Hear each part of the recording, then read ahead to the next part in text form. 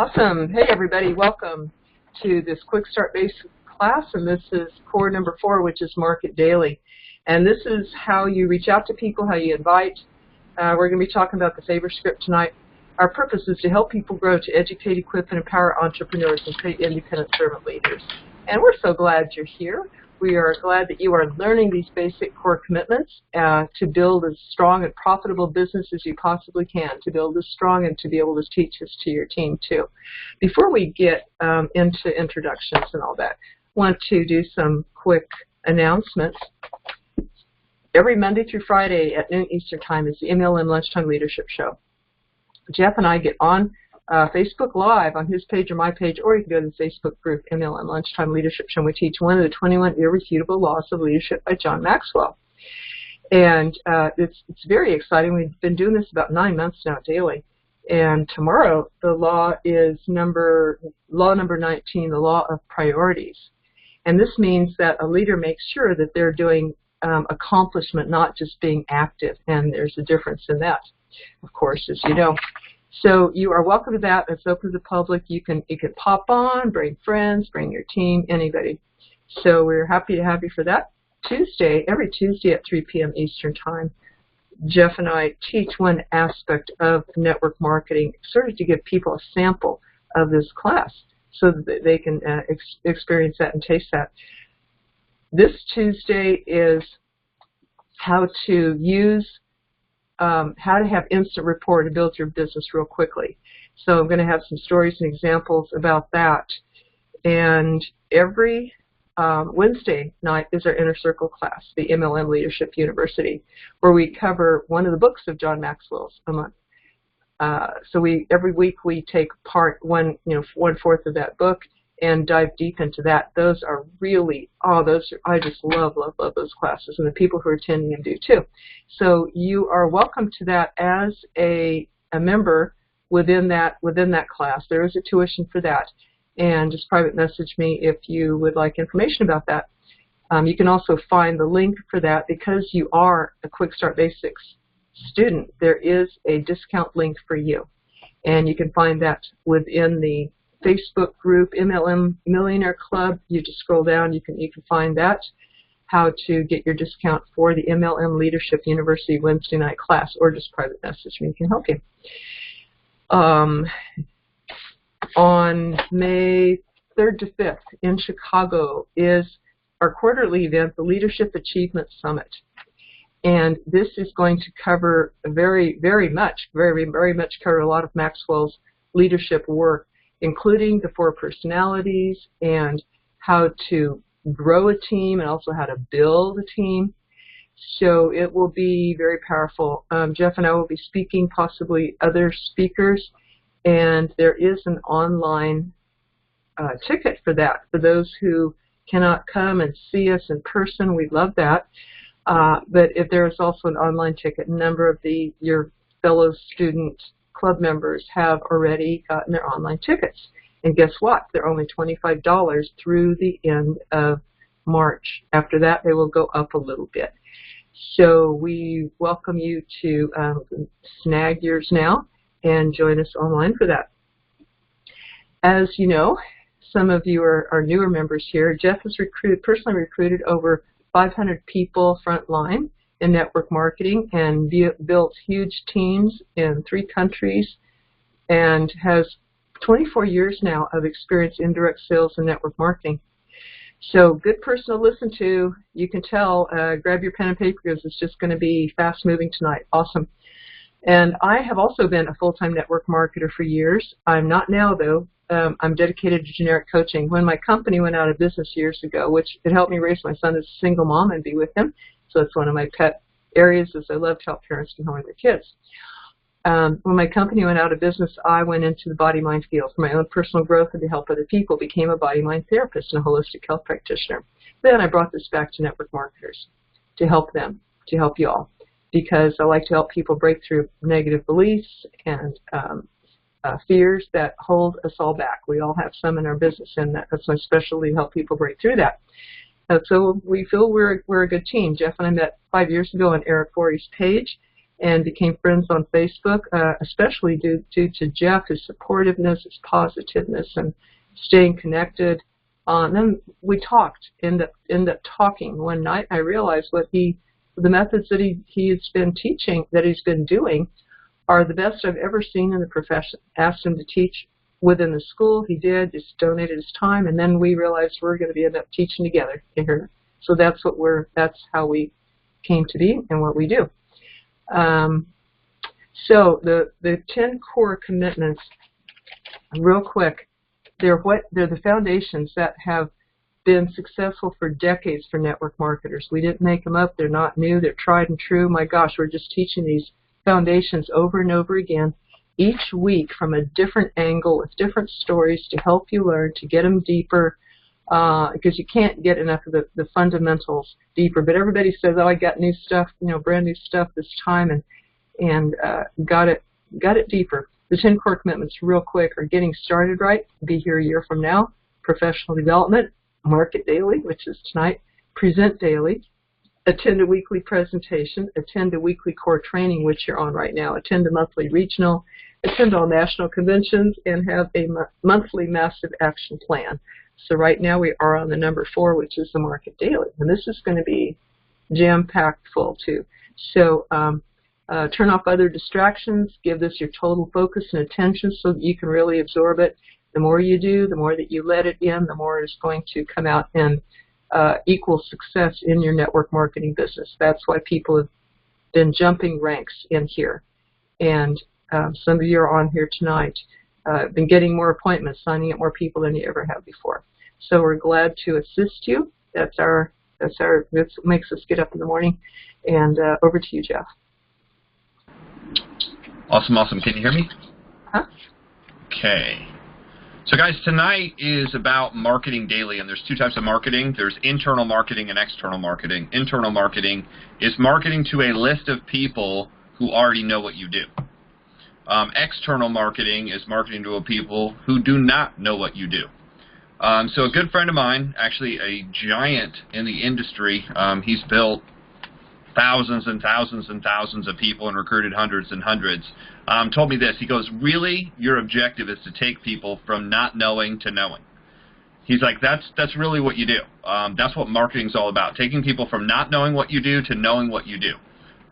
If people do not go from not knowing to knowing, then they do not have the ability to do what? They don't have the ability to join, they don't have the ability to buy, and they don't have the ability to refer.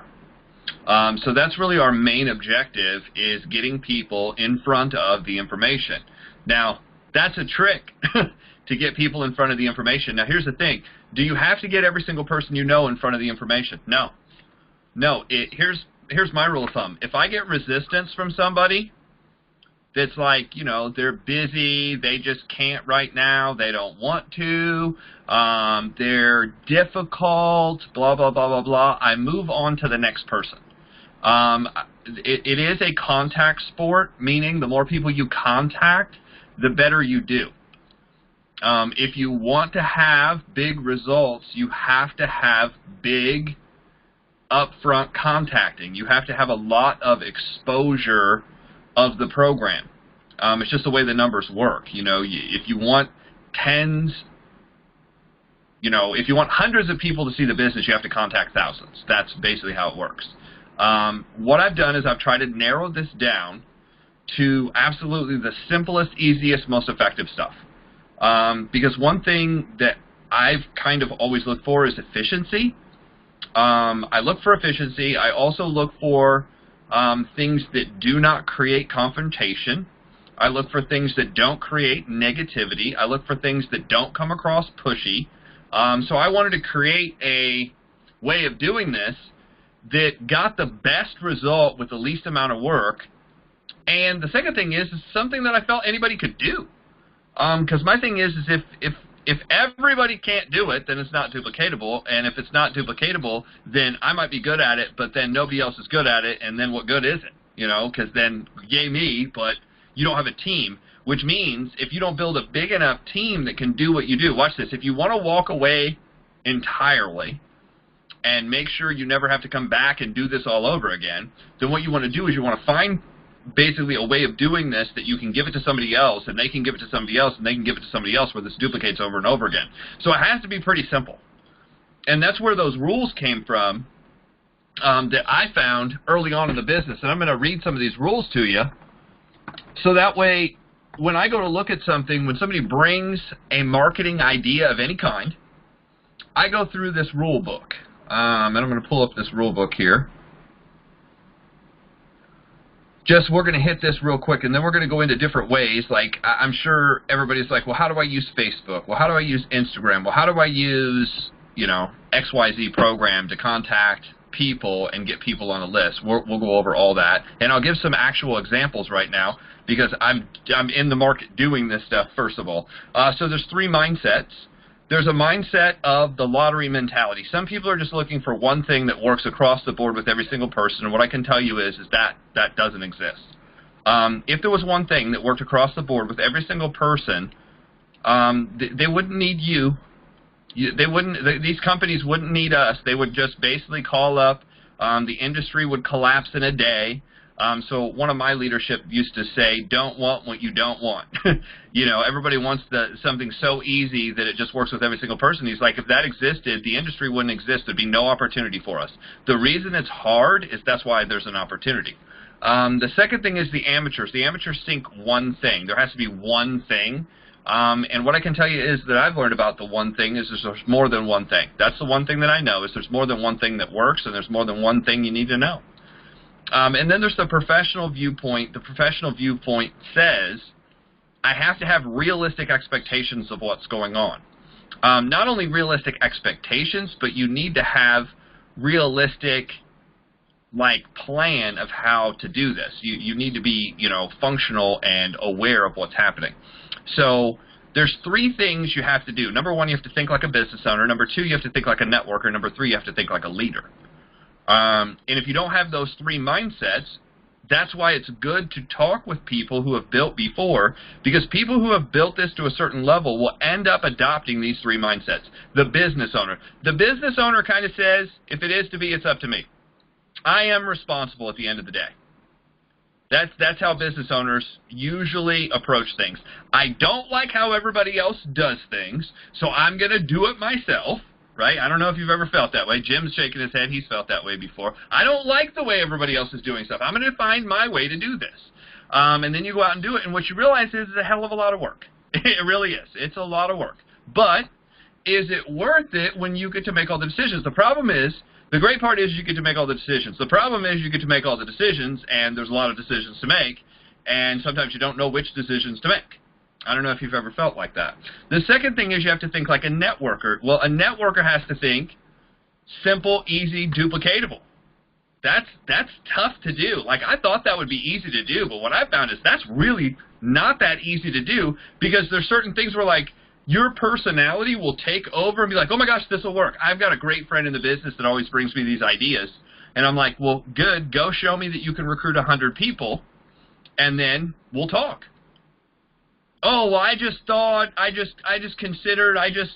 down, well, you can have a chart and a sundial and, you know, a spreadsheet and Excel, and, you know, you can chart, you know, you can sit down with a wizard and, you know, do some tarot cards and bring all that back to me. But until you can physically show me 100 people that have signed up, your idea is just an idea. That's all it is, you know. Is it a good idea? We'll find out if you can bring on 100 people. If you can bring on 100 people, now we're going to talk. If you can't bring on 100 people, if you can't even get one in, there's nothing to talk about. I'm not even going to waste my time to humor the idea.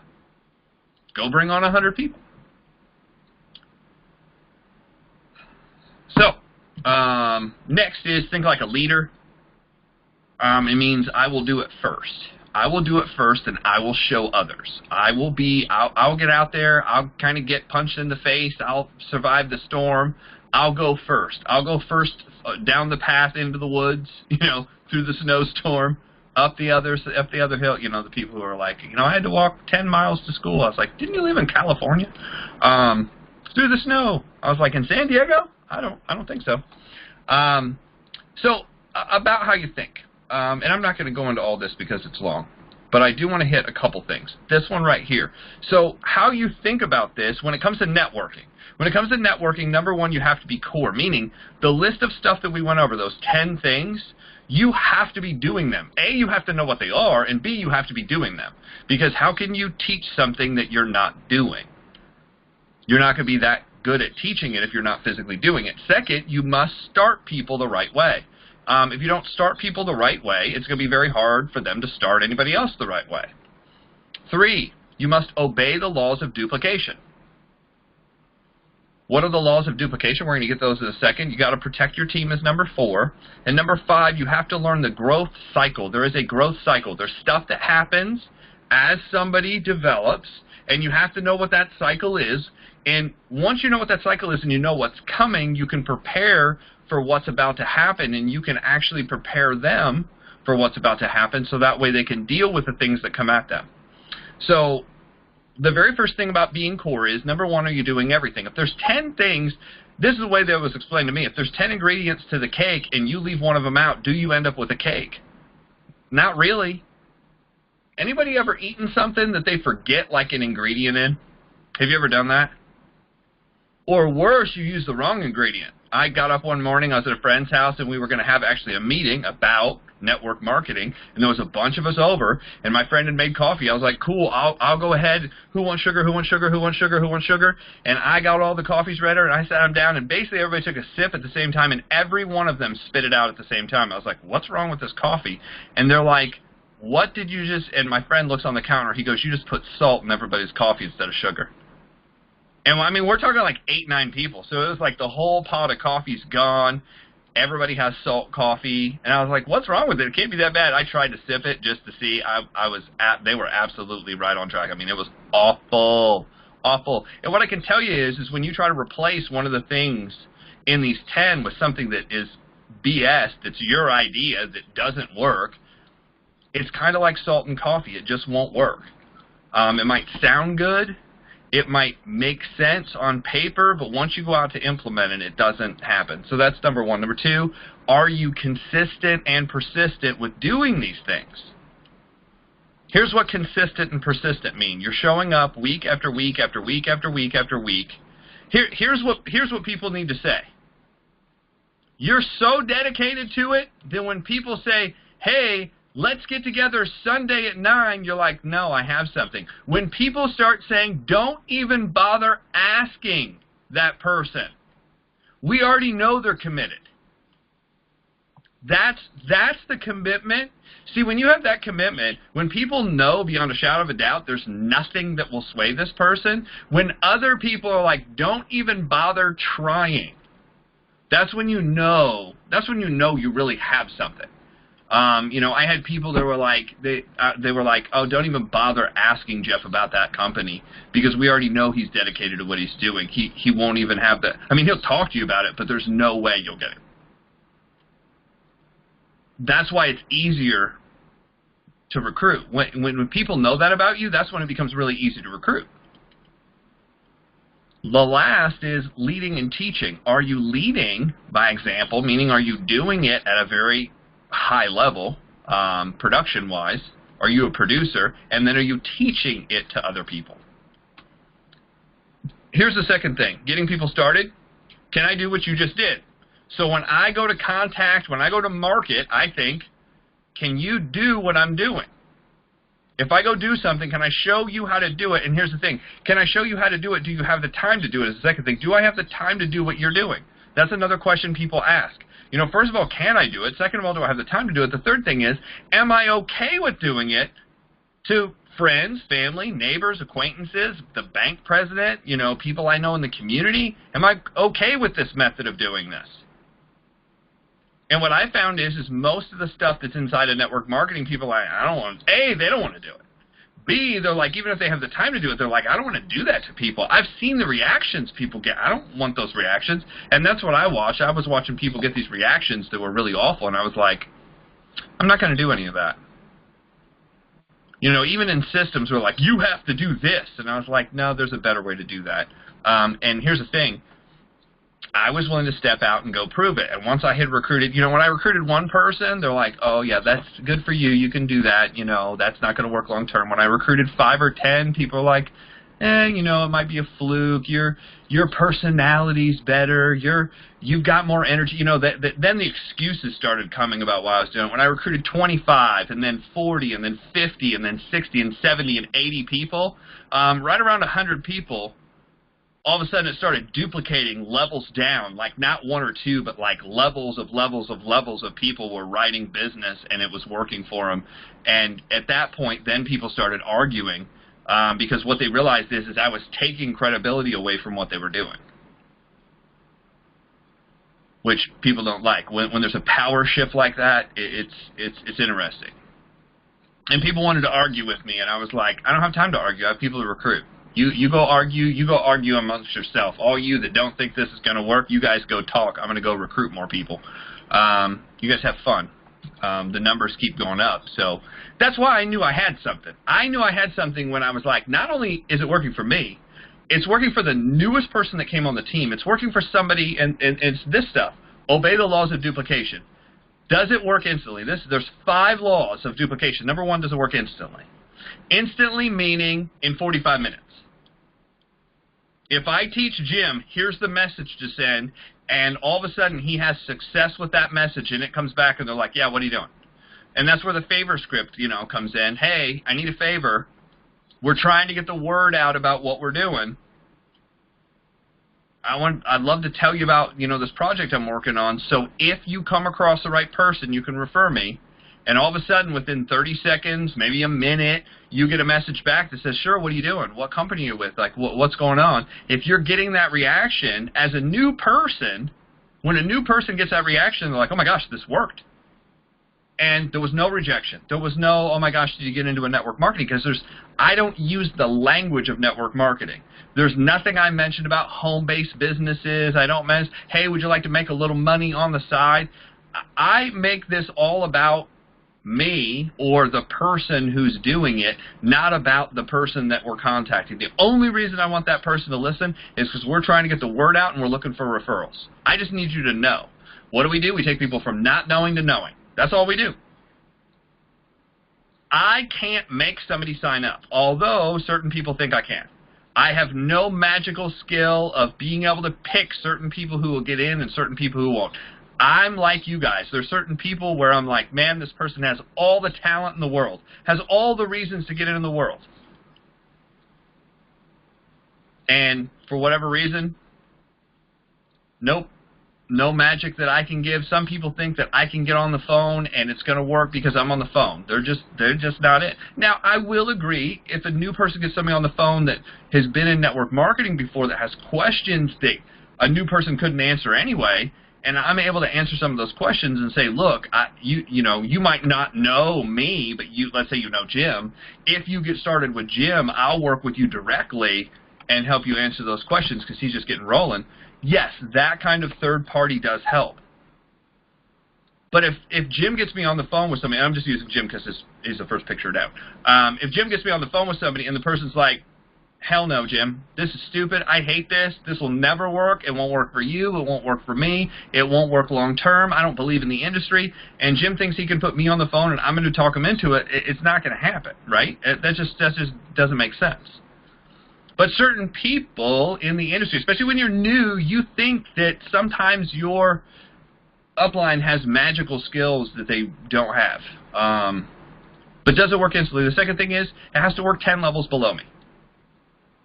I have to recruit a guy who recruits a guy who recruits a guy who recruits a guy who recruits a guy, and we have to give that person the same thing that we're teaching at the top, and the bottom person is able to do it and succeed.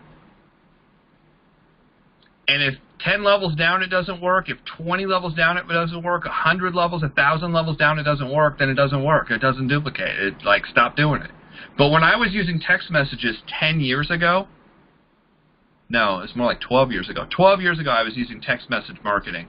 I remember because I had a BlackBerry, and it's been about 10 years since I've had the BlackBerry. I was using the BlackBerry to message out, and I was using text message marketing,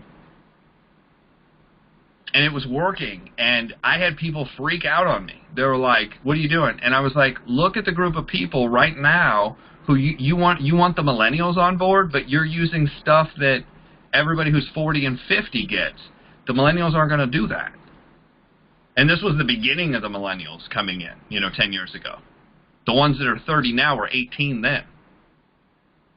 And I was like, look at how well this is working. This kid is signed up. He signed up 9 people his first day. 9 people his first day. He made over $1,000 his first day, or maybe it was like $850 his first day. He did it through text messaging. He didn't talk to anybody. 12 years ago, nobody believed that that was something that was going to stay working.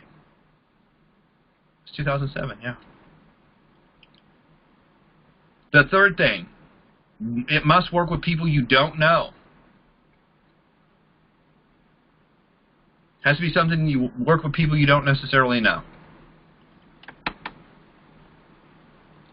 Now, there's a difference between not knowing them at all, just randomly walking up to people on the street in New York not knowing, and being in the same community not knowing, right? There's a level of disconnect or not knowing. If you've been going to the same bank for a decade and you're like, I don't know the bank manager, you might not know the bank manager, but the bank manager knows you've been in, and he can look and see your account's been here for 10 years. There's a slight fraction of compatibility, of relatability there, because you've been a member that long. That's not the same as walking up to somebody on the street.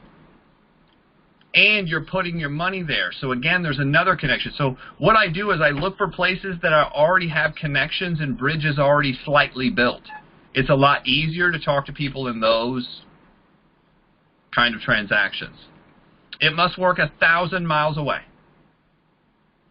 So, I'm going to use the story of that kid, that we started. I want to say it was 2008, so maybe it was 11 years ago. It was 2008, because he came with us to that event. So, 2008, I meet this kid through another kid that we recruited. I say kid because both of them were like 18, 19 years old. One of them just graduated. His uncle had recruited him, showed it to him when he was 17, signed his mom up so he could build it. He actually jumped a couple levels at 17 years old because he was building underneath his mom, and then his mom realized that she was going to get a tax bill for the income that started coming into her account. So she's like, you gotta, he's going to be 18 in a couple weeks, so she kind of froze activity where he kept going and, signing people up, and just held their applications for I think it was 2 or 3 weeks, and then we put them all in. So he jumped a couple levels. He decides to get a job after he graduates at the movie theater. So basically, he always made the joke. He's like, here I am at the movie theater. Do you want a number 2, number 3? Do you want a large popcorn, small popcorn? And then after the movies are over, he goes and cleans up popcorn and candy and Cokes. And he's like, that's what I did. He meets this guy who starts working at the movie theater who had just moved to town from Franklin, South Carolina. I think it's South Carolina, maybe north, but I think it's South Carolina. Franklin, South Carolina. Up in the mountains. Franklin, South Carolina has the population of a gas station, a small gas station in the middle of nowhere. It's 4 or 5 people, seriously, on the side of a mountain. And he was a hunter, fisher, outdoorsman would be the best way to put it. His dad is a carpenter, woodworker. Grandma lives on the property with them. I ended up going to their house. We shot a potato, let's put it this way, we shot a potato gun about 2 football field lengths off his front porch. And if you don't know what a potato gun is, probably look it up. You don't want to go get one, but it was a lot of fun. We were actually going to start making them at one point, but then I realized, somebody's going to blow out a window or something, and that's going to be awful. I don't want my face on the news. Be like, this guy made $1 million making potato guns, and it was used in all these bad ways. So he lives in the middle of nowhere. When I made him, this is great, I was like, okay, well, he's like, how do I build this? I was like, well, we talk to people we know, so first thing you do is get out your phone. And he gets out his phone. I was like, well, pull up your contact list. He goes, well, before I moved here, I dropped my phone in the lake. Okay, well, so you don't have any contacts? He goes, yeah, I've got you, my brother, and the guy who recruited me in my phone right now, and my manager. It's like, okay, we're going to need more people than that. I was like, okay, do you have a Facebook page? He's like, yeah, I got a Facebook page. And I was like, cool, let's get on. And he's like, I can't remember my passcode. Okay? So, again, remember the business owner? If it is to be, it's up to you. You got to problem solve. I was like, okay, well, where are you logged in at? Well, I'm logged in on my brother's computer. Well, where's your brother? Well, I think he's back at my house. So we drove back to his house. His brother wasn't there. Talks to him. His brother's out on a date. Computer's in the back of his car. Not the place you want to leave your laptop, but that's where it was. Okay, well, we're not going to be able to get to it. So I was like, let me show you how we're going to do this, because your brother's going to be back later, and then we'll figure out the passcode. So I basically walked through him, and I showed him the text message between everybody. I said, what we're going to do is we're going to text message people this message to find out if they're looking. If they are looking, they're going to text you back right away, and here's the 5 questions they're going to ask you. They're going to ask you what company. They're going to ask what is it. They're going to ask how long you've been involved, how much how much can I make, what's the hourly. These are the questions. We already know the questions. We already know what they're going to ask. He's like, okay. And I said, you don't answer any question. He's like, huh? I'm like, don't answer anybody. He's like, okay. And I said, how many people do you think you have on your Facebook page? He goes, I don't know, 100. I was like, okay, that's decent. I was like, okay, so we don't want to contact 100 people in one day. Why? Because of mass pandemonium. You don't know how to handle that volume right off the bat. Remember this, all momentum is not good. I learned that from my sponsor, not my sponsor, one of my coaches, David Bird. David Bird said, all momentum is not good. Momentum's good, but all momentum isn't good. Because too much momentum, you can't service the people coming in. You can't help them. There's just too much going on. So I said, just 50. We can handle 50. We're going to send them this message. They're going to send you a message back. Do we agree? He's like, yeah. He didn't follow my directions. So his brother got back, and at midnight or so, he got on the computer, and from midnight to about 3:30 a.m., he sent 480 messages out to every single person. So he had a lot more people that he knew on Facebook, and this was 2008, so Facebook was basically brand new within the first 2-3 years. He sent out 480 some messages on Facebook. Anybody want to guess what happened? Mass hysteria, right? So I probably had missed 2 calls from him by the time I was doing everything I was doing when I got up and started working that morning. And finally, I looked down, and he's like, please call me. So I call him. I'm like, hey, what's up? He's like, I don't know what to do. I was like, what do you mean? He goes, well, I did what you said, but I sent it to everybody. I said, how many people did you send it to? He's like, 480. I was like, okay, and what's the result? He goes, my phone started ringing at 6 a.m., and it hasn't stopped. Like, I get message after message. He goes, some of these people have called me 6, 7, 8 times. I'm like, okay, well, you created momentum. That's awesome in one day. But I said, there's no way we can talk to each one of these individuals. It's just not going to work. Like, at this point, you've created too much panic. There has to be a better way. I said, so what we're going to do is we're not going to talk to any of them. He's like, huh? I'm like, no, we're not going to call any of them back. He goes, yeah, but some of them are saying call me. I said, I know what they're saying, but you're the one that has the opportunity, and they're calling you wanting to know about it, which means you're in 100% control of this situation. You don't have to do what they say. They're going to do what you say. So here's what you're going to do. You say, look, I didn't realize how many people were looking right now. So here's what I'd like to do. My friend's actually going to explain what we're doing. So I said, what are the things that people have asked? What company is it? How much does it make? Where is it located? I said, so what we're going to do is send a message back, and we're going to tell people this. My friend's going to explain what company it is, where it's located, how much it makes, what the process is, who qualifies, and what's getting started tonight at 9 o'clock on a conference call. Are you free tonight at 9 o'clock to get on that conference call for 20 minutes so he can give you the information? I said, if they say anything other than yes, say, great, we'll get back to you. Out of the 60, 70 people who were calling in and whatever, about a third, like 30-some people said, yeah, I can get on. I can get on tonight at that time. And I said, if they say yes, then say, cool, at 8:30, I'm going to send you the conference call number. We're not going to give it to him up front. We're going to give it to him right before the call. He's like, okay.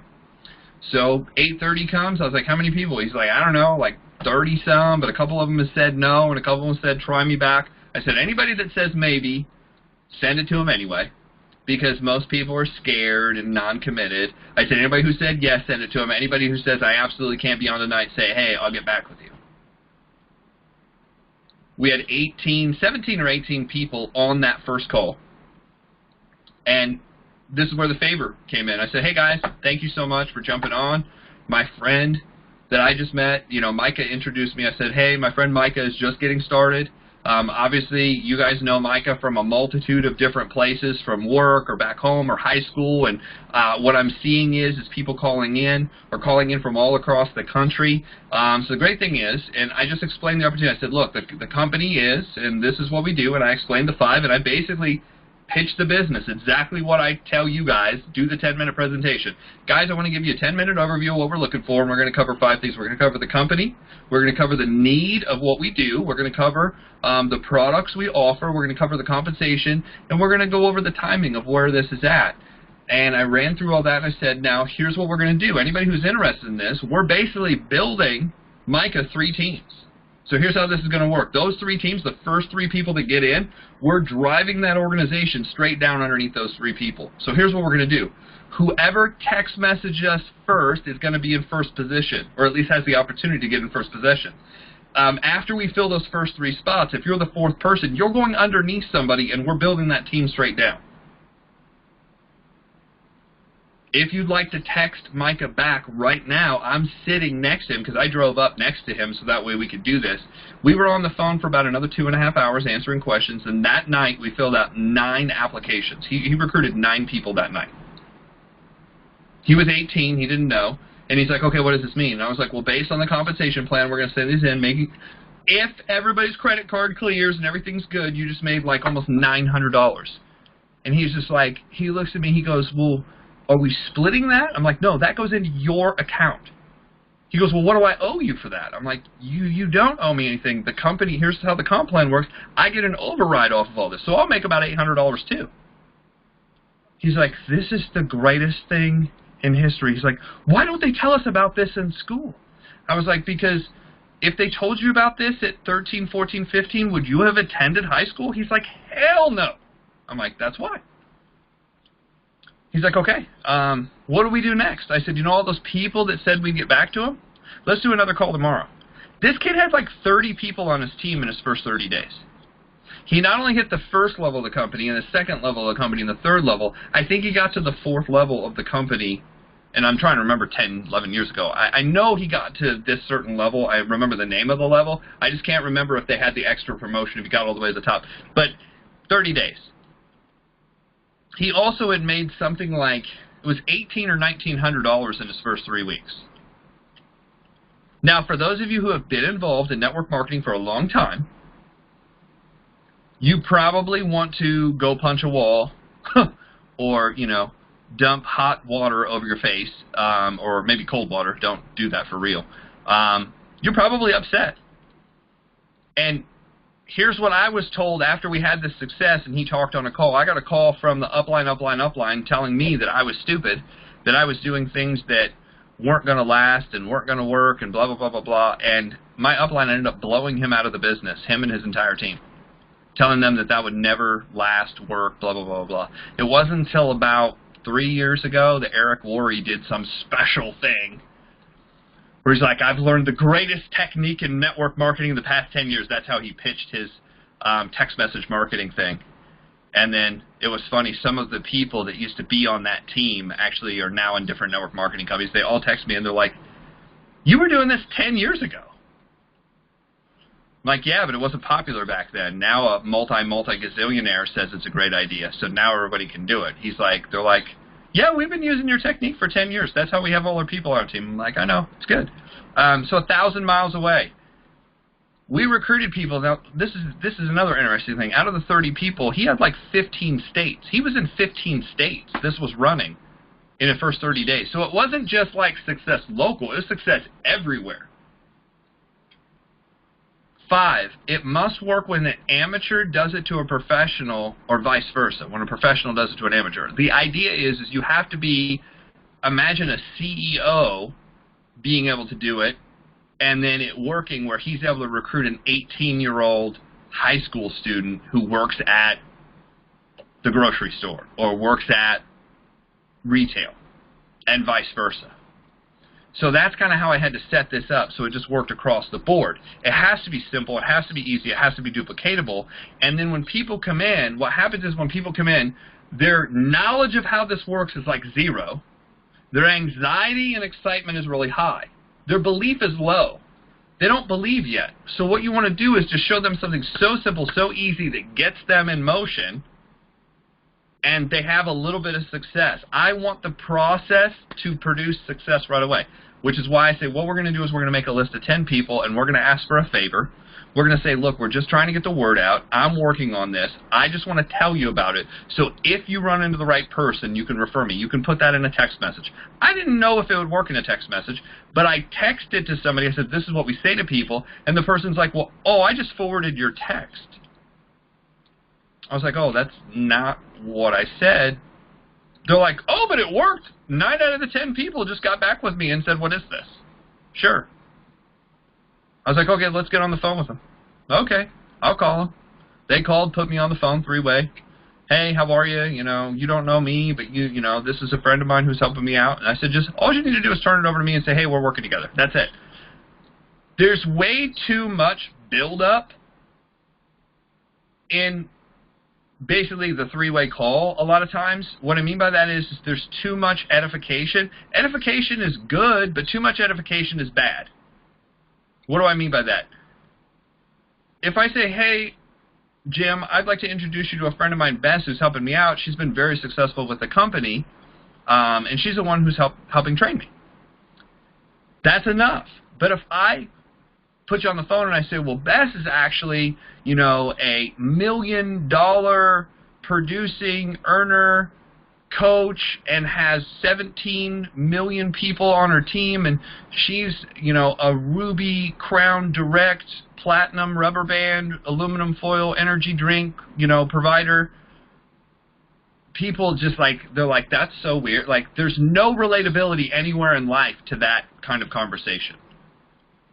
I don't talk about levels usually in the business unless the person I'm recruiting is already in network marketing. If the person's already in network marketing, then I can say, hey, Jim, this person holds this level in the company.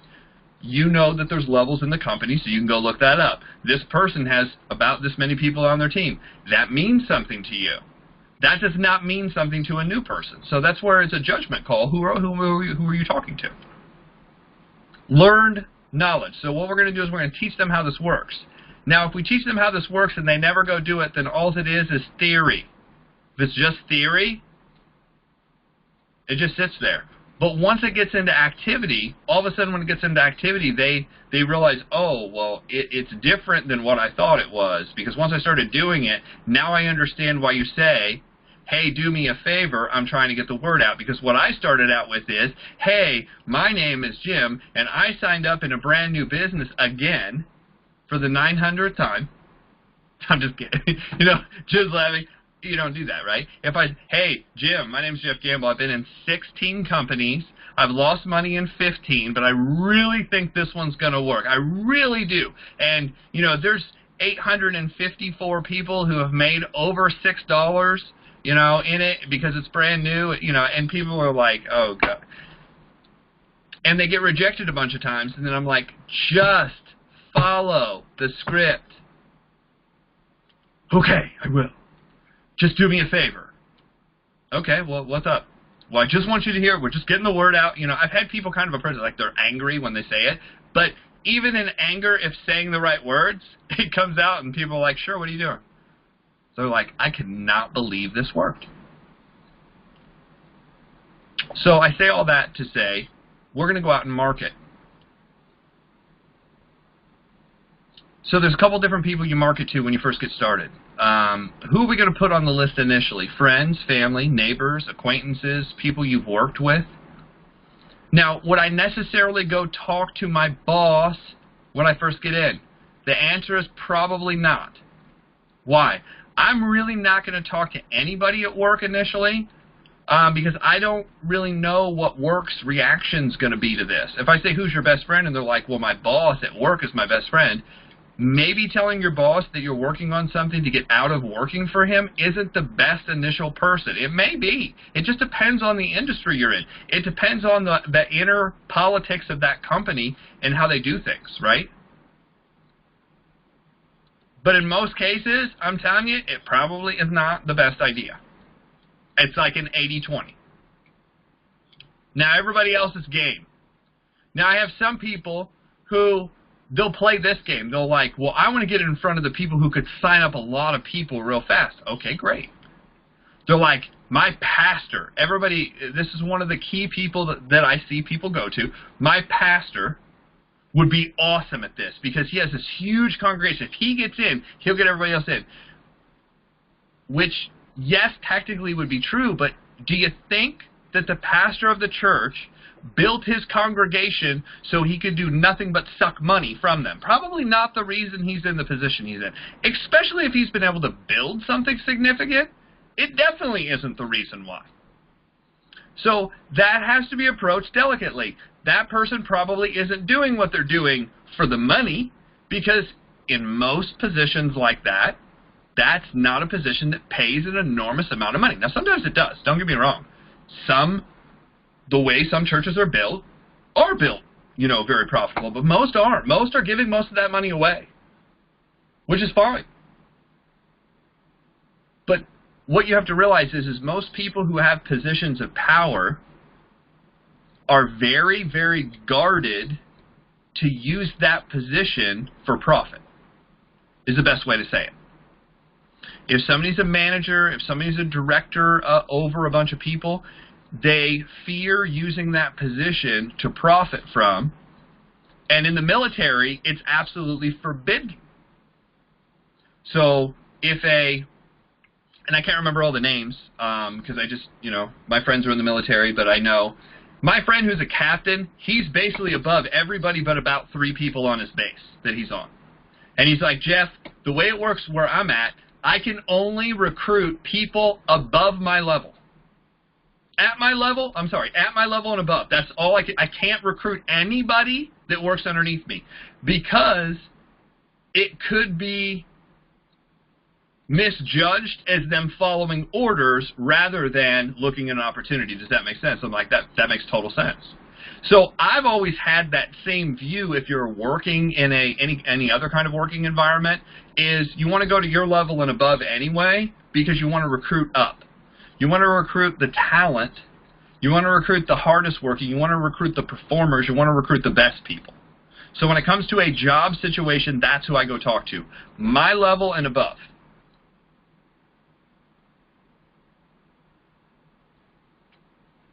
People you have respect for, not influence over. The second group of people that I think are really good to go talk to right away is anybody you're already spending money with. Who would those people be? Those would be people who get your money, people who get your car payment, people who get your house payment or your rent payment, the bank manager, the assistant bank manager, if you have kids, daycare, who's watching your kids. If you have favorite restaurants that you go to on a regular basis and you get to know the people at the restaurant. So many people go to the same restaurant every day, and before network marketing, you don't have a reason to get to know all these people intimately. Now all of a sudden, certain people do just because they're great, just because that's their personality. Some people's personality is everywhere they go, they get to know people. I have a couple friends that are not involved in network marketing. They'd be amazing at it. But they just don't see it. They just don't get it. But everywhere they go, they freaking know every single person. They know the cook. They know the waitress. They know the manager. They know the assistant manager. They know the manager that didn't come in that day. And not just them. They know their families. They know their situations. I mean, one of my friends will go out to eat, and he's like, hey, John, how are you? How's your car doing? Did you fix that part on your car? He remembers everything going on in their life. Maybe even more than they do. Hey, you left the bread untied this morning. I was looking at your Facebook page, and people are just, too observant. Beth is shaking her head. Yeah, there are some people who remember, I mean, like everything. Restaurants, the person that drops off FedEx, the postman that comes by, or postwoman, not biased. So again, with work and coworkers, you want to be careful with that situation. So with all these people, I'm going to use the favor script.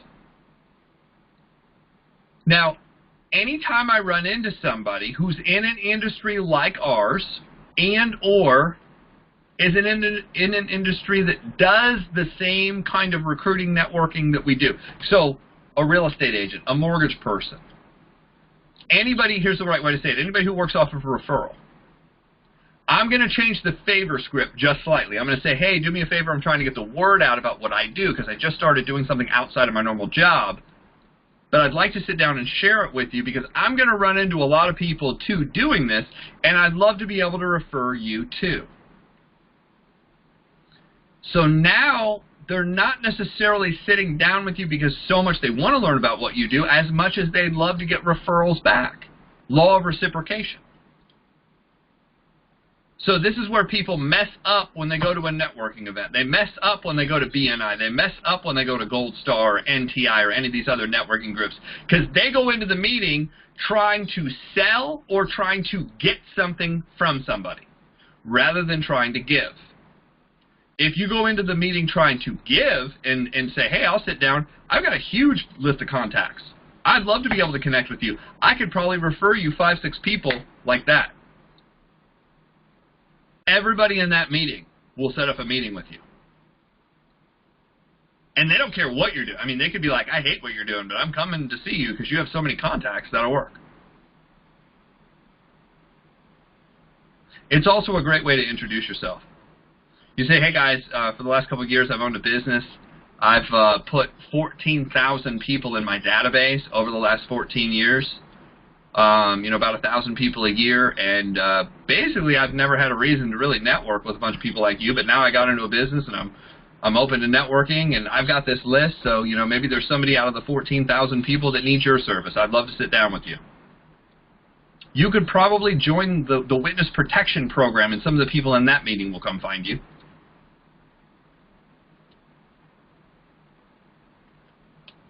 Do me a favor. I'm trying to get the word out, or we can refer each other. Is all this making sense? These are the people you know. So far we've talked about, people you already know and going to a networking event. And there's more art to going to a networking event to market than this, but this is just the basics. Number 2, this is the 3-foot rule. I'm running into someone who's sharp. Where can you run into people who are sharp? The answer is anywhere. But always be aware of your surroundings and always be aware of your timing. Surroundings are, is it safe, is it smart? Meaning, are you trying to do this standing in the middle of the street, or are you on railroad tracks with an approaching train? Because some people get so into contacting people that they forget where they're at.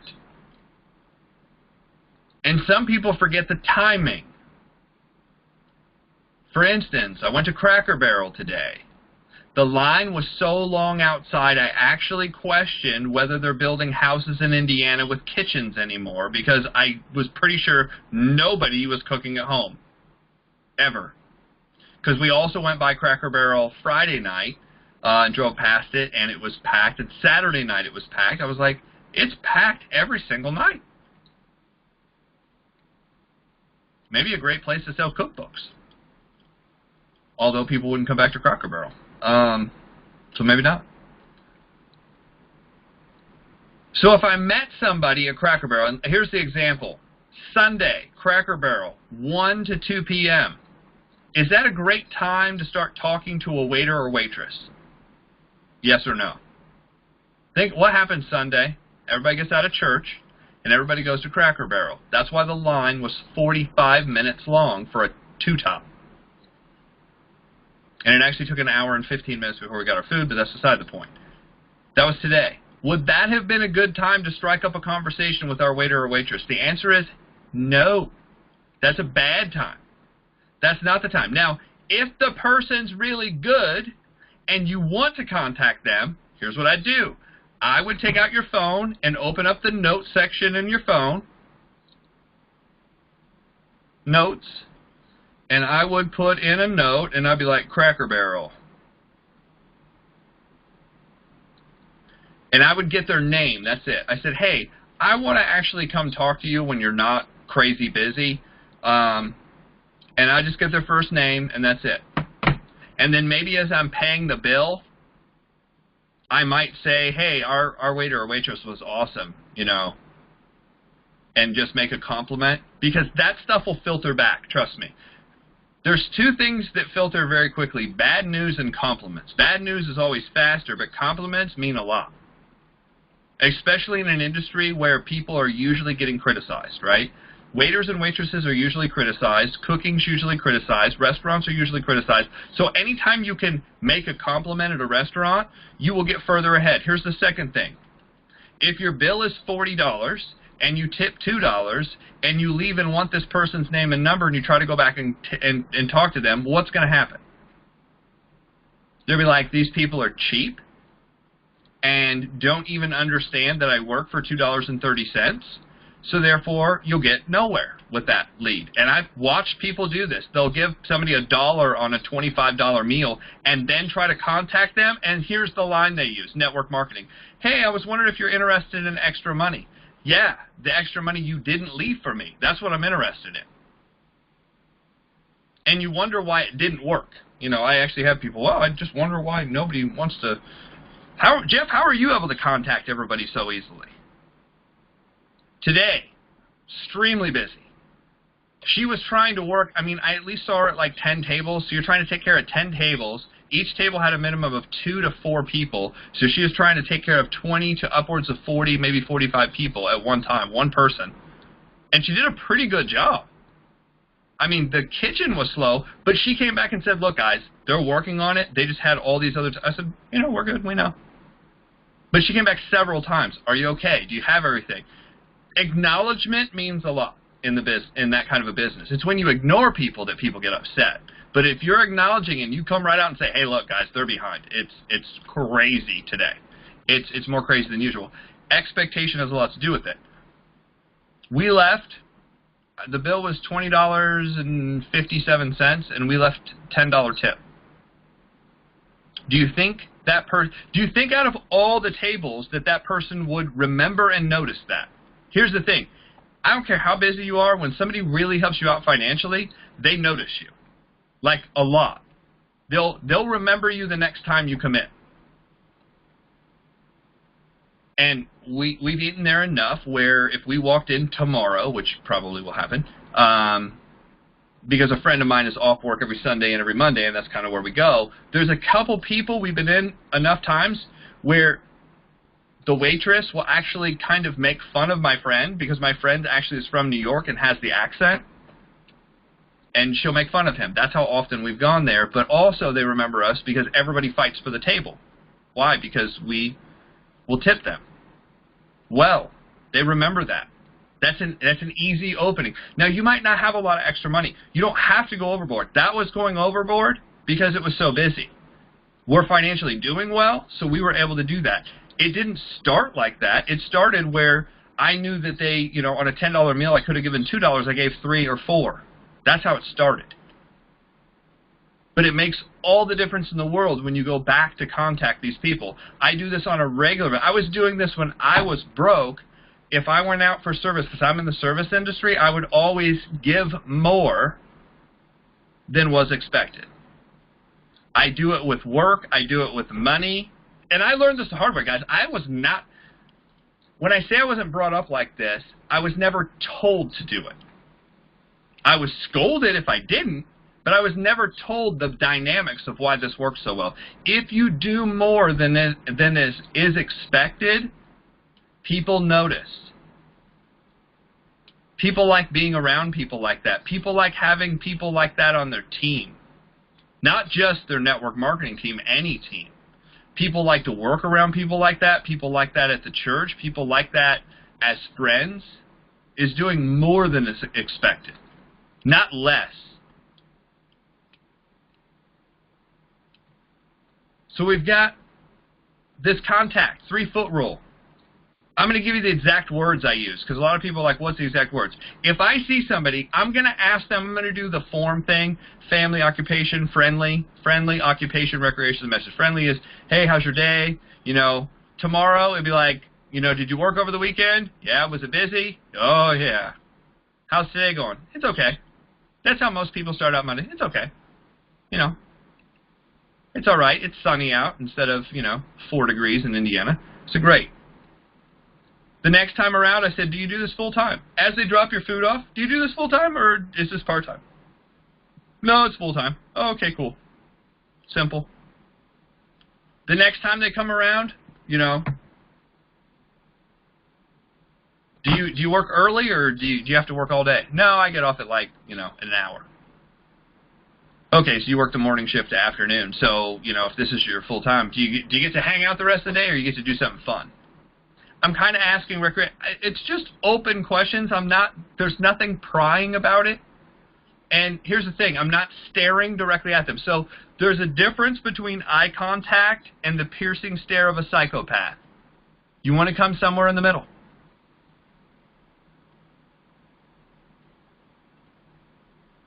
At the end, when we get our check, I say, hey, I've got a quick question for you. And I always say it like this. I said, this might be weird that I asked you all those questions, but I can't help myself. I'm actually a recruiter for a friend of mine's company. And just had a question for you. They kind of look for people that have your background in customer service or waiting tables or stuff. Are you open to doing anything outside of here, outside of your current work? Are you open to doing anything outside of here, work-wise?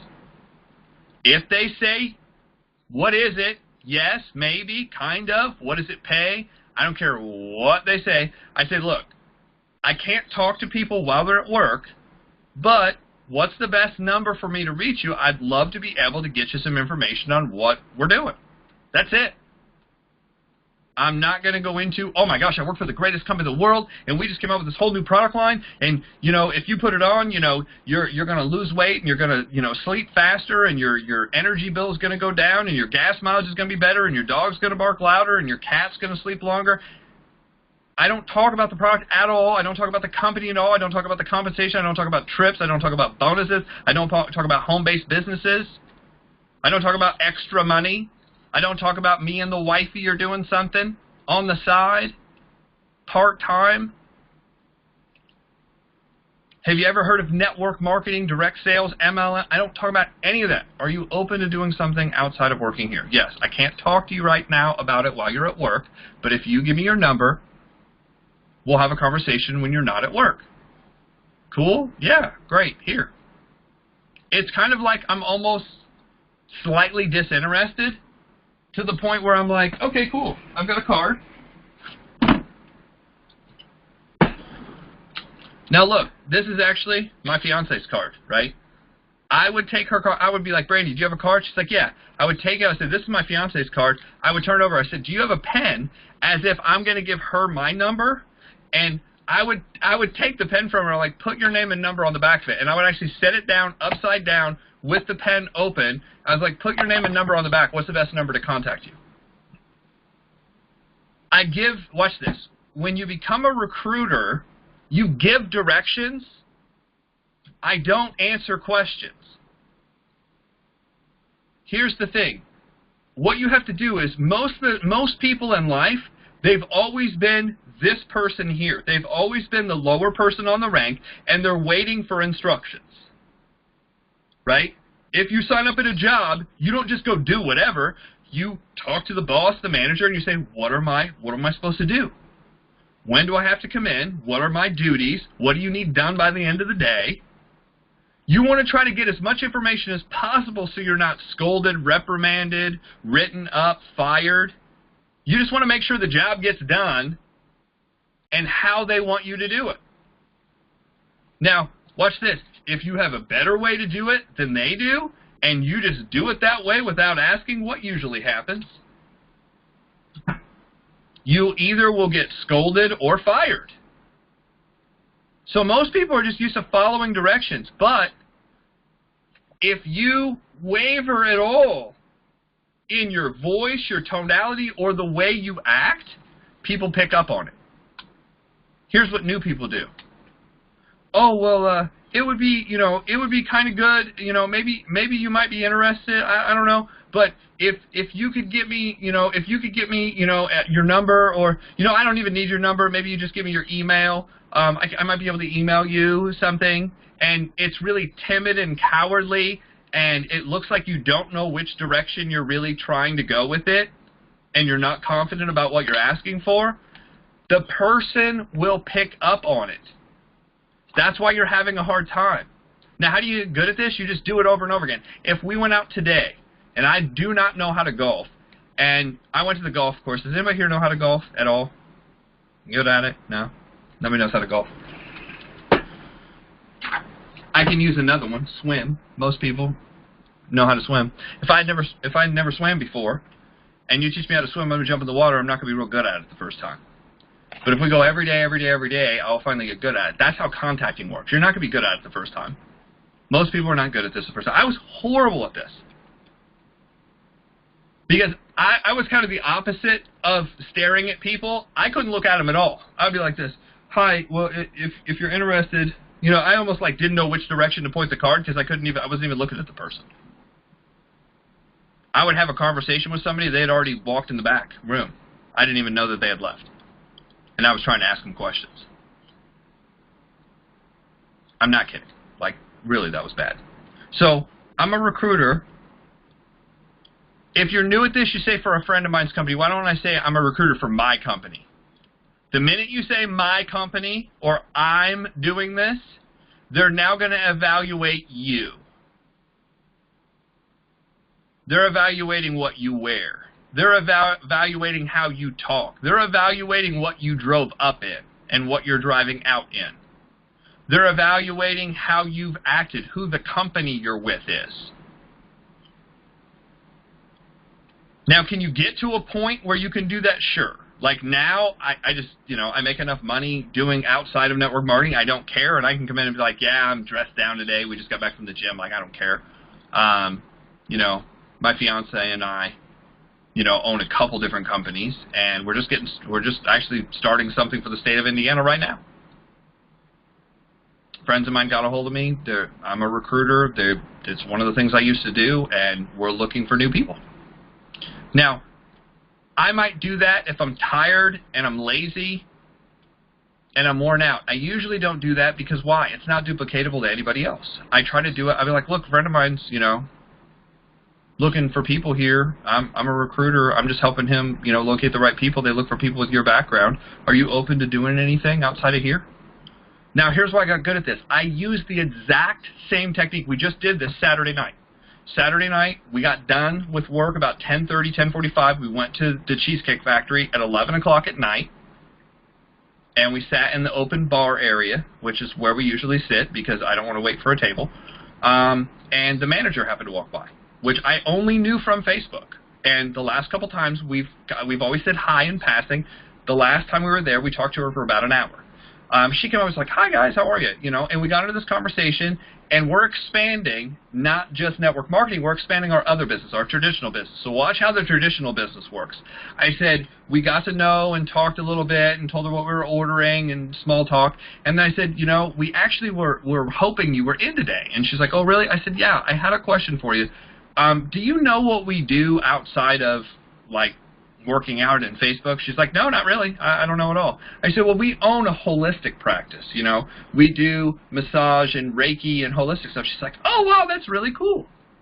I said, and we're trying to get the word out because we're looking for basically more people for the practice, and your name kind of popped up, and we would love to give you some information on what we're doing, so if you know of anybody that would be a good fit. She's like, can you write something up and put it on my Facebook wall? I'll send it to everybody. I was like, yeah, that was way better than what I was thinking. I was like, yeah. She goes, in fact, there's somebody who works here who has their license. She's all, do you look for license, non-license? I said, well, we have a training program, and here's how all that works, but I'd love to have somebody licensed. She's like, well, there's a girl who works here. We call her Little Bit, because she's short. I was like, okay. But, you know, she would be perfect. She's looking. I was like, oh, I wasn't expecting you to give me somebody from, you know, because I wasn't expecting her to give me somebody from her work. I said, well, the reason I'm asking people like you is because you know how hard it is to find good people who show up to work. She's like, I know.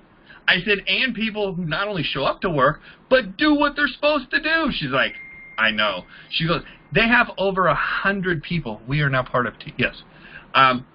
There's like over 100 people that work at the Cheesecake Factory, employed. I mean, I'm trying to manage like 5 or 6 here. I could only imagine 100. So she goes, we have people who work here that are from 18 over 50. A lot of different personalities. She goes, it's a really diverse group. I'm like, I know. I've worked inside the restaurant industry before. It's insane. So this is real life stuff. She ended up giving me the number. I got the number. Watch this. She ended up bringing the girl from the back up to us, introduces her. We trade information. I said, look, I know you're at work right now. I know you have tables and you're probably cleaning up or you want to get home. You know, here's who we are. Here's what we do. And are you open? She's like, yeah. I'm like, Brandy, do you have a card? She's like, no, but I have my phone. She opened her phone and says, here, just put your name and number in, and we'll give you a call. I text her today, and she's like, yeah, when are you at the studio? I'd love to come by, see your operation, see what's going on. Guys, it's the same thing. I do it there. I do it in real estate. I do it in network marketing. And if it works in the holistic business, it works in different network marketing companies, it works in real estate. I've shown this to people who are growing painting companies, construction companies, non-for-profits, both to get the word out about their non-for-profit and to build. I had a conversation, a friend of mine who's a doctor, she's a chiropractor down in Florida. We had this conversation late at night one night about how I'm doing this. She's like, wow, that's really, like, that makes sense. Hey, do me a favor. We just opened a chiropractic office here. Do you know anybody who, needs work done or has talked about getting work done? We're having a free, what's your special right now? And she's like, oh, yeah, we've got a free special. We can come in and do x-rays and the whole 9 yards, and we'll do an adjustment and blah, blah, blah, blah, blah. I was like, tell everybody about that. It's the same, it's the same, it's the same. So we've done the people you know. Marketing the people you know, the favor script with, the people who you trade money with, networking, we've talked about that. We've talked about people from, a restaurant. Let's talk Facebook. Let's talk Instagram real quick. I do that the same. I look for commonalities. I like travel. So I went into all the travel groups, anything to do with travel. And I joined all those groups with travel. And I look for places where people are going that I like to go. I was like, oh my gosh, I'd like to go there. Let's say I see a picture, and I'm going to use something that everybody would know. Niagara Falls. Everybody knows Niagara Falls? Yes? Most people do. I see a picture of Niagara Falls, and there's a picture of Niagara Falls, or maybe a video of it, and there's 480 comments underneath it, right? So I'm going to comment, oh my gosh, this is awesome. Has anyone here been to Niagara Falls? How many people do you think would write me back? Tons. Tons of people write me back. What did you like best about going there? Who did you go there with? When did you go there? What season did you go there? I just started asking them questions about their experience. Awesome. Do you live close, or did you travel there for the weekend? Oh, no, do you live in Canada or do you live in the United States? Which side did you see, the Canadian side or the U.S. side? People get back with me. Not one or two people. I'm talking about like 25 people at one time. I start having these mini conversations with people. A mini conversation turns into a big conversation. Back and forth, back and forth, back and forth. What I'll do is I'll take it from the news feed, and once I've talked to somebody 1 or 2 times on the news feed, I'll go to their page, and based on what's on their page, I'll probably like their profile. I'll connect to them. And I'll write them, hey, we were talking on such and such page about Niagara Falls. I just wanted to connect to you. Do you know how many people you could connect to in a week doing this? Like, you could have 100 new friends. And we're not even talking about contacting them or trying to get them information. Just connecting to people. People that have things that you like, things that are in common. And I do this with a multitude of things. Travel is one thing. Doing stuff outdoors is another. I'm going to mention something that this is kind of a division thing right now because it's in the news all the time. I like target shooting. I don't like hunting. I like target shooting. So I belong to a bunch of pages that have to do with target shooting. Now, that might offend some of you. I'm sorry. But that is a segment group. That's a group that either loves it or hates it. And the group that likes it, they're a pretty close-knit group. So I joined a bunch of those pages. And I'm just on there learning about what people like and don't like. And there's extremists there that I don't really agree with at all. And there's really nice people there, like there is in anything. And I talk to the really nice people. And the extremists, I'm like, nope, I won't be joining that person's page. That's a little too much for me. I have friends that are very, I don't want to use the word religious, but spiritual would be one way to say it. They're really spiritual, and they belong to spiritual pages, and certain things offend different people, which is fine. It's not something I'm posting on my wall. And here's my point, is I mentioned the target shooting thing because some of you would never know that I like that. And I'm only putting it up here. I'm not putting it on my front page because I'm not here to start a argument with somebody or a bad conversation or what's good or bad. I'm not here to discuss any of that. I don't even you'll never see that on my Facebook page. Why? Because I know it's kind of a controversial thing and certain people hate it. So I'm not even going to put it out there to bring it up to have a conversation with somebody about it. Does it make sense? Like my page is pretty neutral and it's fun. I try to do fun, entertaining, helpful stuff. Like, my whole theory of social media is pay it forward, try to get some good in the world out there because there's so much negativity. That's kind of my theory. I don't try to start arguments or fights. Like, I have friends that spend 3-4 hours arguing on Facebook with people they don't know. I'm like, so how's that helped you? How has that helped the world? How has that helped the betterment of what you're doing for your kids? You said that you don't have money to help your kids, but you spent 3 hours on Facebook arguing with people about politics. The problem's you,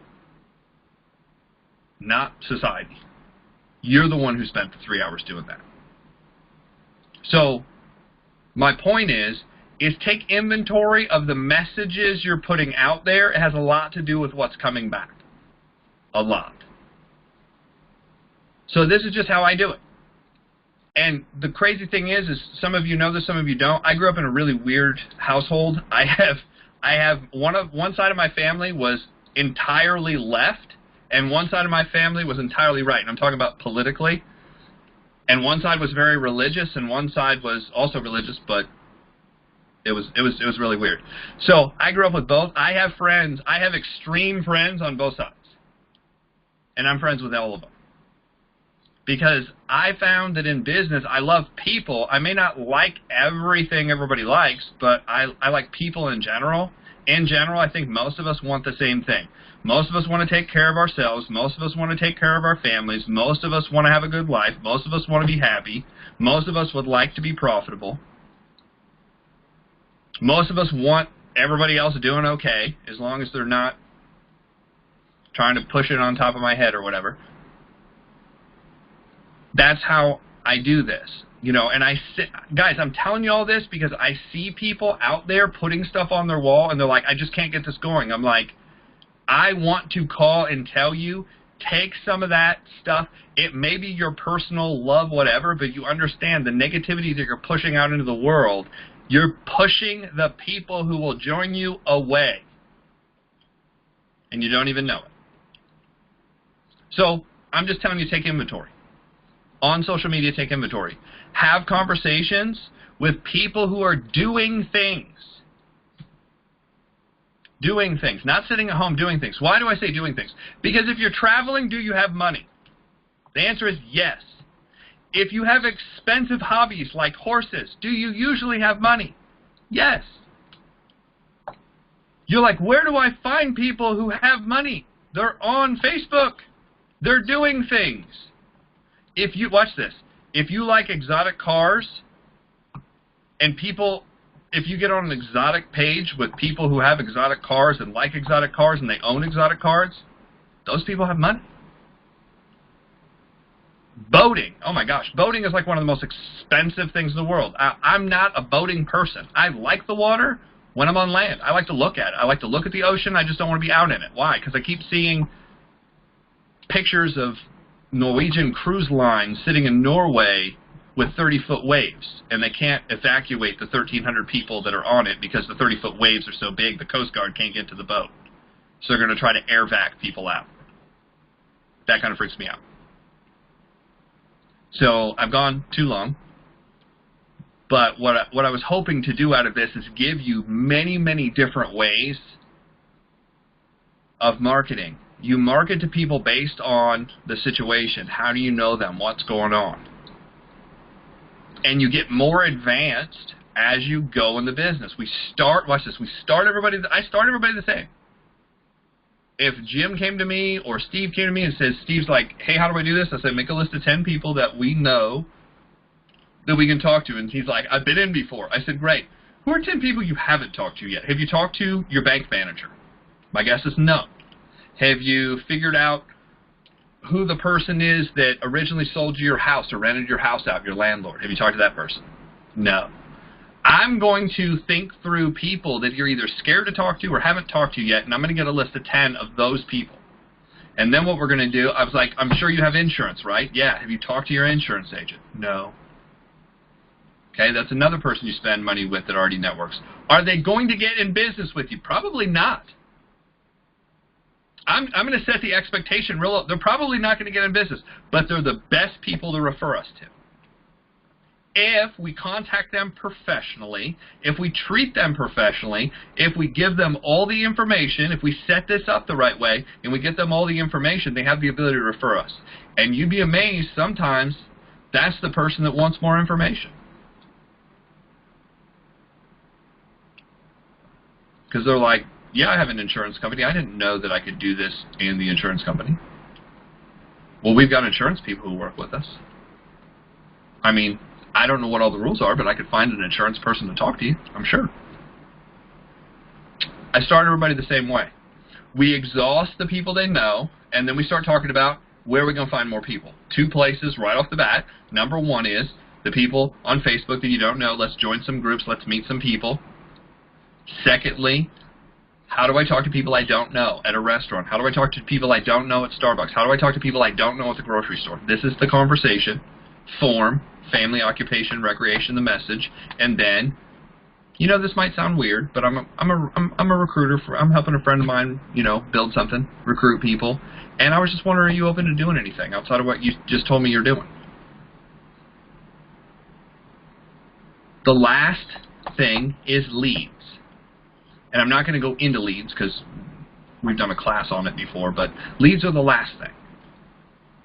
Once you master a couple of these up front, can you go right to leads? Yeah, you can go right to leads. You can jump all the way to leads and get started.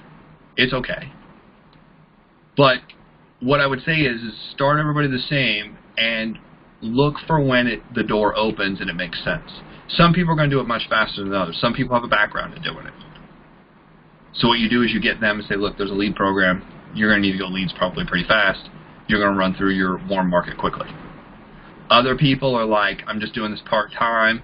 As I run into people, I'll run into people. I'm not interested in really working real hard. I'm not interested in big money.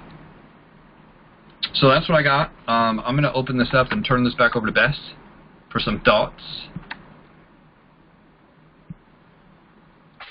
Awesome. Thank you, Jeff. That was really rich and really full, and what a great summary and what a great stories of all these things. I want to welcome who has popped on since we began, and that's Louie and Lisa Roush. Welcome, you guys. And Jeff, I have some things to share here and some examples. Please. But I actually have 3 questions for you, if I may, at this point. Sure. the guy who recruited those 9 people, you know, he sent a message out to all those 480 people. Was that the favor script, which is hi? I want to, you know, can I? It was the beginning. It was the beginning of the favor script. Actually, what it said is hi, a friend of mine's company is actually expanding and looking for people with backgrounds in sales or customer service. Do you know anyone? Do you know anyone looking for part-time or full-time work? So it's a little bit more directed, just because of the company that I was in at that time. You did have the ability to go full-time very quickly. Okay. I'm writing that down because that seems really successful. It really is. Because those people were calling him back several times and all that stuff. So, okay. Would you recommend that their students use that? I would say that's based on your company, because some companies don't pay out that fast. This company, you could go full time and make $900 in basically 48 hours. If your company pays once a month, that's not possible. Yeah. So I think you really have to gear it towards the company. Yeah, because people who are looking for a job, you know, for work, part-time or full-time work, they're looking for sooner. Right. Yeah. The return has to be quicker, at least within a week. You know, some companies pay out once a day. Some companies pay out once a week. Some companies pay out once a month. So it really depends on the company, the product, and your compensation plan. Some companies are quick to pay out up front, and some companies have massive payouts on the back end. It just depends on the company. That just seems like such an attractive script. Now I can see why so many people were chasing him down and got on the call and all that. So really good strategies, and I just want to, really great job of helping him to turn that flood into his recruits. Good job on that. Sort of manage the crisis, right? Too much momentum. You managed it well. And when you get people on a 3-way call right away, I've heard you recommend that they hear from you first. So simply saying, well, you know, here's someone I work with and like to get you on the phone with them for the 3-way call right away. Do you recommend the 10-minute presentation from you first, then a 3-way, or just get them right on the 3-way? The first 10 people, I want them to hear me pitch it first. For the first 10. Once we go through 10, then we're going to gauge where's this person at. Now, if within the first 10 we've already recruited somebody, this person's belief and their energy level is going to go up really high. And I'll be like, okay, now I'm gonna basically watch you send out the text message, get somebody on the phone, and say, do me a favor, are you free right now? Yes. And you're going to run through the presentation the way that I taught you, and then get me on the phone. I'm going to, you know, we might be able to do that over through a call. We might be able to do that through a Zoom call, just depending. So I want somebody to have some success first before they jump, unless, A, they've been in the business before, B, they have a background in presenting. You know, if I sponsor a realtor, I'd be like, look, I might do this twice for you, and then you got it. Okay. The objective is the sooner you can get them to a point where they can do their own 10-minute presentation, the sooner, A, you as an upline have kind of set them free, and the more independent they've become. Okay. Does that make sense?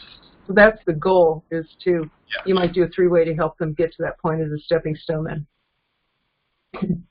Right. Okay. Thank you. So that's the preferred way, or the ultimate goal anyway. And my last question here is nonprofits. You mentioned pastors and all that. I know that some churches or nonprofits have used network marketing as a fundraiser within their church to, so then the money's not going to the pastor or to any people. It's all going toward their cause. And have you seen that work well? I've basically seen it backfire about every single time. Oh. The reason being is, yes, the money can flow to the pastor, but the pastor is not stupid and knows that the money is also going to go to, the volume runs through whoever they signed up with. So therefore, if the congregation has 52 people inside of this company, who gets credit? Is the pastor playing favoritism to this one person? So I've seen it usually, unless you have influence, meaning you're on the board of the church, you've given back somehow, I've usually seen it backfire. Okay. Thank you. Because people go in and be like, oh, we've got this great program. You know, I actually have a friend of mine that now I'm working directly with that tried to do this with a nonprofit, and he got it basically thrown back in his face. I said, the problem is you're not involved at that level with these guys. You're trying to pitch it as a business. You're succeeding at the same time, and there's 10 other people who could do that. So that, yeah, I've seen it backfire most of the time. It's not that you shouldn't ask,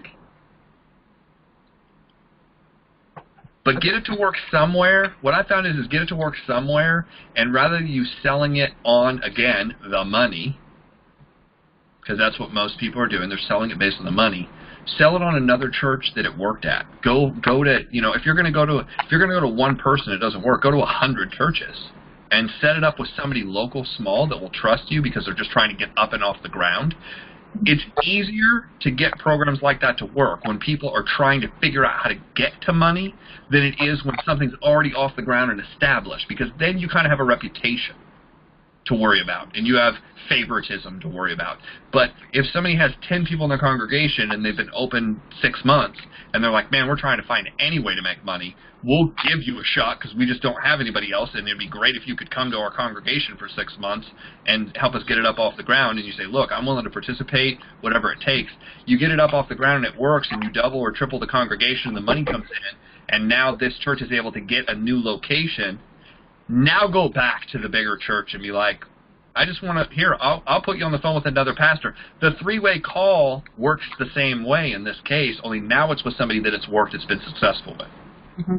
Does that make sense? Result. Yeah. Thank you. Okay, doke. So thank you for all of that. And before we actually began recording the call, one of our members was describing that, you know, he's waiting for someone to get back with him, waiting for a prospect, and it's kind of frustrating. And that actually was answered in this. You just move on. You do more. You hold the posture that you are the recruiter, and you don't stand around and wait for somebody. So that puts you at the effect rather than being caused and going out and talking to more people, and actually qualifying people too, which let's all talk about in just a minute. And the cracker box story about, you know, it's not the time to talk to the server, but it's the perfect time to talk to all the people standing around with nothing to do. And you could strike up conversation. You could use that as a little networking group and do the FORM or FORD and start to get to know people. And, hey, what do you do? And they ask, well, what do you do? You know, well, I'm actually glad you asked, because I love to spread the word about what we do, and I wonder, you know, could I share it with you in case you might know somebody who might be interested. So, yes, it's, you know what, bad time for the server, but perfect time for all these people standing around for 45 minutes or whatever. Great time. So I call spamming, you know, Jeff just described how to get to talk to anyone or get on social media and share what you do. I call spamming is sharing it with people that you don't know, that you haven't asked permission, that you haven't warmed up with FORM or FORD. But once you do, then you can use the favor script or let them know what you do, but you're always asking that permission first. So that's the difference between a professional network marketer and an amateur. And that's the difference between giving network marketing, keeping it a good reputation, or giving it a bad one. So we warm people up first, don't we? And we market to the right people. There is market to the right audience. You know your audience. I was at Rock Haven Spa the other day. It's near a world-famous spa near here, and it's on a farm. And they have peacocks and geese and chickens and ducks and even turkeys running around. So there's these gorgeous, gorgeous peacocks. And this is spring now, and it's the mating season. And what you get to see is the peacocks open up their feathers, and then they shimmer them. The males will open up all their feathers, because it's the males who have them. And then they'll shimmer their feathers at a female. saying, hey, you want to mate with me, baby? And so it turns out that there's several males out there at this time in the spring, and there's just one female. So the males are kind of hard up. And I saw a beautiful male open up his feathers and shimmer, and I looked to see, and he was romancing a couple of turkeys, a couple of female turkeys, which won't work, right? So that's not going to be worth his time. And there was also a male turkey. He also kind of got in trouble because the male turkey was there, and he came over to that male peacock, and he goes, hey, guy, leave my women alone. So he kind of chased him off so he wouldn't be bothering his ladies. And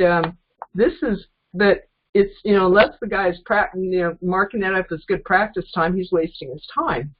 So this would be like approaching people who do not have the money, who are not qualified.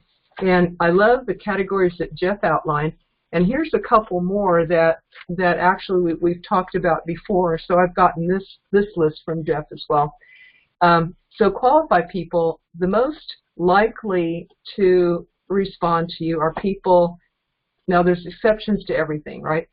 But most often, you're going to do better with people who are aged 25 to 45, who have a job, who have a family. They're married, and they have kids, and they have a reason to build a business, for security. They have a plan B and all that, but they do have a job, so they do have money to start or enough security.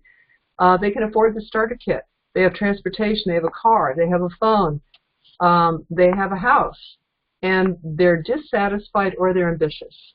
They are doing well, but they want to do better, or they need a side gig, or they have a great work ethic or a dream that they're reaching for.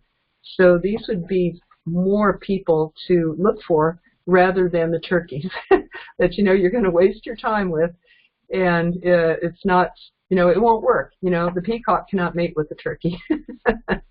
So look and see who your audience is. Also, I love the posture that you spoke about in the restaurant, is that you give the directions, you don't answer questions. And that's the posture that, as we were speaking about before we started with the fellow who's waiting for somebody, that's not the posture that you want. You want to be the active recruiter who moves on, and they almost have to catch you because you're out there doing so much, and you're doing it in the right way. So make sure that you are really offering that what you value what you're offering people, because you guys have gold. You can help people to change their lives. You're not asking for a favor when you go out and invite people or look for people to market daily to. You are offering. You are dangling a carrot that everybody wants a better life. Everybody wants residual income, would love the freedom to work from anywhere. Would like a low startup cost and great return on their investment. They want that money and time freedom. So you have a solution to that. You are really offering gold. So come from that position that I have this bucket of gold to offer you. And I love also the position that we move people from not knowing to knowing. Or as Eric Ward has said, we educate people until they learn enough. This is probably in the present part next week, but we educate them so until they learn enough to know whether they want to choose to be your customer or distributor. But come from a position that I am a giver, not, oh, can I not a beggar, oh, can I have your time, can I have your attention, will you let me tell you, or what can I take from you? We unconsciously, if you're not coming from a position of a giver, you often unconsciously are stepping into the position of a taker. And notice which one you're coming from. There's actually a man the other day, I got a referral from a lady that I coached, and she said, I would like to send my friend to you. And I said, okay, I'll offer him a complimentary first session, and we can see where he wants to go and what's in his way and how to overcome that. So she goes, oh, this guy's really stuck. He can really, really use your help. And the man, she introduced us by text, and we set up an appointment for him. Well, the man texts back a couple of days later and says, I'm not going to come to that appointment because I can't afford coaching with you, and I do not want to take from you. And I said, well, may I suggest that you come to the session with something to give, maybe a willingness to learn, maybe a willingness to give me a referral, or even learn what I do. But maybe I think we can help you take some steps regardless. And he still declined to come to the session because he said to me, I have nothing to give. Then I said, then that would be a waste of both of our time. It would be a waste of his time if he can't find something to give. Because I believe that everybody can give something. They can give attention. They can give a smile. They can give a compliment. They could give a referral if you're doing the favor script. But he said he remained in his position. He said, I have nothing. I said, okay, you have nothing. All right, I agreed with him because, if you're wrong or you're right, you're right. It's similar to, he did not even offer to know what I was about and to see how he could maybe help me. Maybe he knew somebody he could refer that, maybe I'm interested in organic gardening, and he could have referred me to somebody that would have an answer that I needed. There's always some way that we can help people, but he was so sure that he was just empty. It reminds me of a friend who wrote this book where she had a dream with a spiritual guide, and the spiritual guide was teaching her to not want nothing. So they met with somebody that she knew who was kind of self-effacing in their life, and the spiritual guide said to the person, what would you like? Like a genie coming out and saying, hey, what do you wish for? What would you like? And the fellow, he didn't want anything, so he said, I want nothing. I want nothing in my life or to better my life or anything like that. And the spiritual guide said, so it shall be. You shall have nothing. And he was teaching the author, Anne, to have goals and love herself enough to want a better life. And so we want to not only want something, but we have to know that we bring something. Stay in that posture. There are 4 categories of people that are sort of my pet people to look out for when you're marketing. And you can find Facebook groups of these people. One is parents. Parents want to be home with their kids. So you can join a parenting group and gradually get to know the people there. Most of them are working. There's not going to be too many network marketers in there, but parenting groups. Another one is seniors, because a lot of baby boomers and seniors are looking at their retirement, and they need more income than they have. Keeping up with, they can hardly keep up with inflation and all that on a fixed income or a Social Security or whatever. So seniors. Another one is corporate workers who likely have some job dissatisfaction there, or likely don't always love all the parts of their job and maybe would like to get out or have a plan B for security. One of my clients was actually a corporate single mom. So she combined a few of these things, who got into network marketing, became a 6-figure income earner, but stayed connected with those parenting groups and those corporate mom groups, because she could then tell her story and say, I used to be one, and now I'm now I don't have to go to work, and I can be home with my son. I can work from home. And not only that, but she and her son traveled in an RV for about 6 months. They had the freedom to do that, and she homeschooled him on the way, and she posted pictures as she went to inspire these people. So they all wanted. How do you do that? How are you doing that? You're a single mom and you're traveling with your son, and they wanted to know, of course, what she's doing. So, and a 4th category is people who have debt. So this could be students with loans, which I have a particular wish to help them because they often can't get jobs in their chosen profession. They have to live at home with their parents. They delay having kids, buying a house, starting a family because they have these huge student loans over their head. So if you know people, groups of students, maybe you're a millennial and you know other students, you join those groups.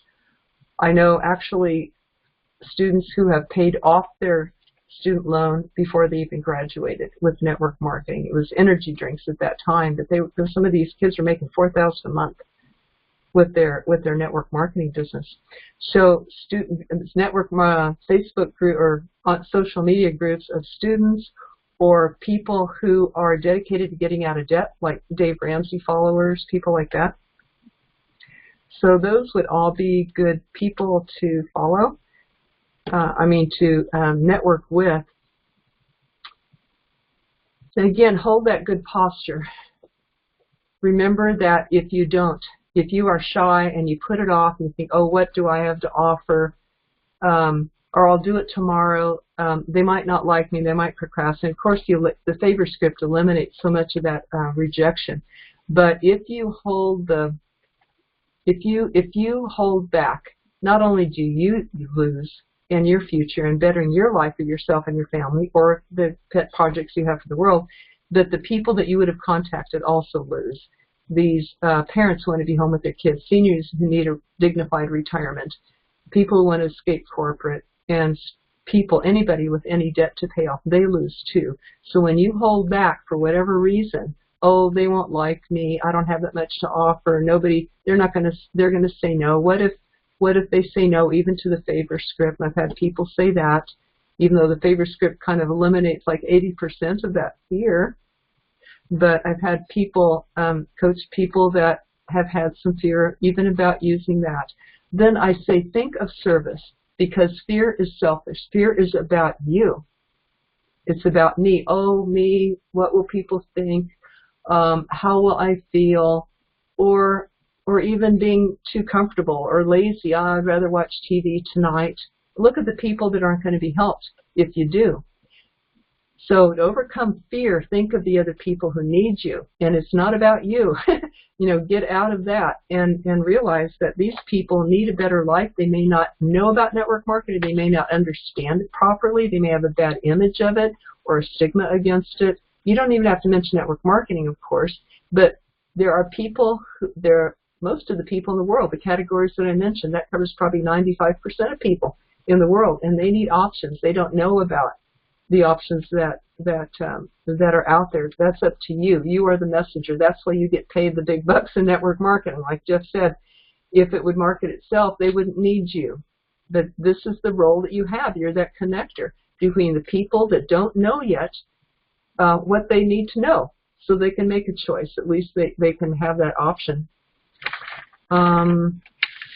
That's all for me tonight. We'll get into more next week about the presentation itself and the art and the beauty, the art and the science of presenting to people. What else, Jeff? Okay, guys, I think that's it for the recording. So what I'm going to do is I'm going to turn the recording off, and then I'm happy to stay around and answer some questions. I know it's late, but if you have them, you can either write them in or we can roll through everybody really quick.